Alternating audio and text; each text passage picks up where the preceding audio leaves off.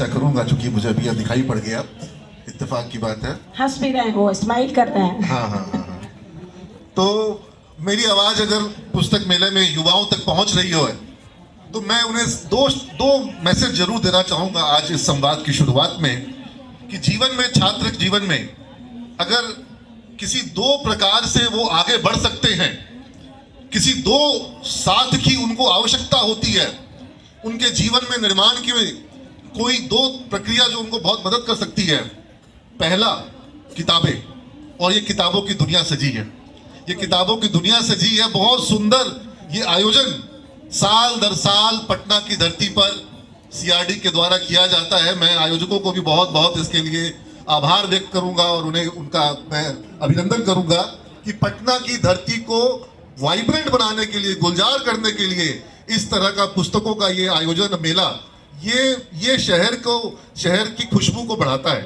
तो पटना पुस्तक मेला, जहां किताबों की खुशबू आज फैल रही है, और आपके जीवन में आपके विचार, आपका जो कुछ भी आप अपने जीवन में बनते हो, वो उन किताबों के आधार पर बनते हो जो किताबें आप पढ़ते हैं। और लोग अपने पूरे जीवन का जो संचयित ज्ञान होता है वो किताबों में लिख के दे देते हैं, ताकि आप उन्हें पढ़ें और आपको अपने जीवन में जो अनुभव नहीं मिले हैं उनका भी आप ज्ञान ले सकें, अनुसरण कर सकें। दूसरा, यदि आप अच्छे सेमिनार सुनते हैं, अच्छे वक्ताओं को सुनते हैं, यदि आप अच्छे लोगों से मिलते हैं, उनके अनुभवों को जानते हैं, यही तो माध्यम है ज्ञान हासिल करने का। अन्यथा जो क्लासरूम पद्धति है, वो तो हर कोई छात्र क्लासरूम में जा रहा है, चाहे वो स्कूल में जाता हो, कॉलेज में जाता हो, कोचिंग में जाता हो, परीक्षा की तैयारी वो करता है, परीक्षा के लिए वो पढ़ता है। लेकिन ये जो किताबों की दुनिया है, ये परीक्षाओं के इतर किताबें जो आपको एक व्यक्ति के रूप में, एक इंसान के रूप में गढ़ती है, और वो अनुभव जो आपको किताबों में मिलता है, वही अनुभव अगर आपको एक अच्छे सेमिनार में जाते हैं, एक अच्छे किसी वर्कशॉप में जाते हैं, या किसी ऐसे व्यक्ति को सुनते हैं जिनकी बातें आपको कई जीवन में काम आ जाए, तो वही सेम लाभ आपको उनको सुनने से भी मिलता है। तो मैं अनुरोध करूंगा, जो हमारे युवा साथी हैं, ये कार्यक्रम का आयोजन पटना पुस्तक मेला के द्वारा युवाओं के लिए किया गया है। तो जो भी युवा छात्रगण हैं, या जो अपने करियर को बनाने को लेकर के हैं, या जिनके मन में इस तरह की उलझन है कि आने वाले 5 वर्षों में मुझे क्या करना उचित होगा, किस क्षेत्र में जाना होगा, मैंने कहा था कि मैं अपने छात्र के बात भी कहूंगा, क्योंकि मैंने उसको देख लिया और बड़ा प्रिय छात्र रहा है मुझे। अपने जीवन के एक पड़ाव पर इसको मैंने बिल्कुल उलझा हुआ देखा था। ये लड़का, मैं कहूंगा एक बार आशीष, एक बार खड़ा हो जा बेटा, जब तुम आ ही गए हो, दिख ही गए हो।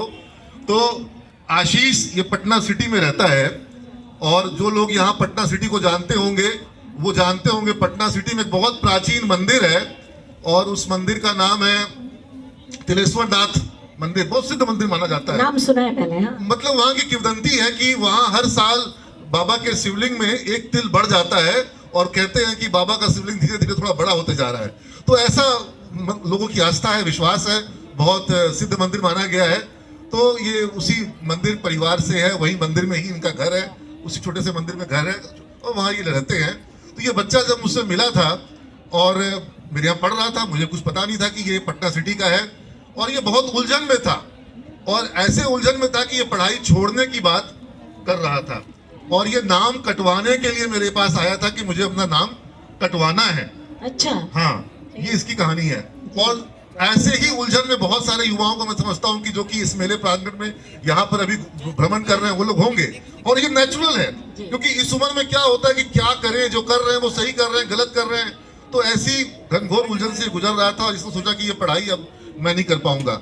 मैंने इस वक्त उसको बोला कि तुझे को पढ़ाई करनी है, और तुमको क्लासेस सब करने का जिम्मा मैं देता हूँ, और तुमको नहीं समझ में आएगा उसका जिम्मा मैं लेता हूँ, और तुमको एक चीज खाली इंश्योर करना है कि 1 महीना तुम मुझे पूरा क्लास करोगे। इसने मेरी बात मानी जी। आज ये कहाँ पर है, अगर माइक उससे तक जा सके तो। हाँ, माइक आशीष तक, क्योंकि मुझे दिख गया ये इत्तेफाक की बात है। तुमको पता था क्या कि हम आने वाले हैं? नहीं सर, अभी पता चला। तुम मेरा आवाज सुना होगा तो आ गया। हाँ, चलो। तो आशीष, तुम अपने बारे में थोड़ा बताओ एक बार। सबसे पहले मैम और आपको प्रणाम। और यहाँ सभी उपस्थित गणों को मेरा नमस्ते। जितना सर ने बताया सब कुछ सही है।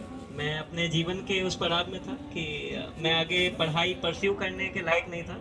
कुछ जीवन में ऐसी घटनाएं घट गई थी जो मुझे रोक रही थी कि आगे मैं पढ़ नहीं पाऊंगा, क्योंकि मेरा समय कहीं और जाने वाला था। बट सर के मार्गदर्शन के कारण आज मैं एक्सेंचर एक कंपनी है आईटी, वहाँ पे मैं अभी पदस्थापित हूँ as a senior data engineer के पद पे, और लाइफ अभी अच्छा चल रहा है। और मैं यही बोलूँगा कि अपने गुरुजनों का जो मार्गदर्शन है हमेशा उसको फॉलो करना चाहिए। बिल्कुल तो ये बहुत सही कहा जो जी। अम्बेडकर ने कहा था कि शिक्षा वो शेरनी का दूध है कि जो पिएगा वो दहाड़ेगा, तो आज इसने अपने पूरे परिवार की जो मतलब कहते हैं कि जो व्यवस्था है उसको बदल दिया है। बहुत अच्छे आकर्षक पैकेज पर ये कार्य कर रहा है। मैं अगर आप में से किसी का भी कोई सवाल हो तो आप सर से पूछ सकते हैं कार्यक्रम के दौरान।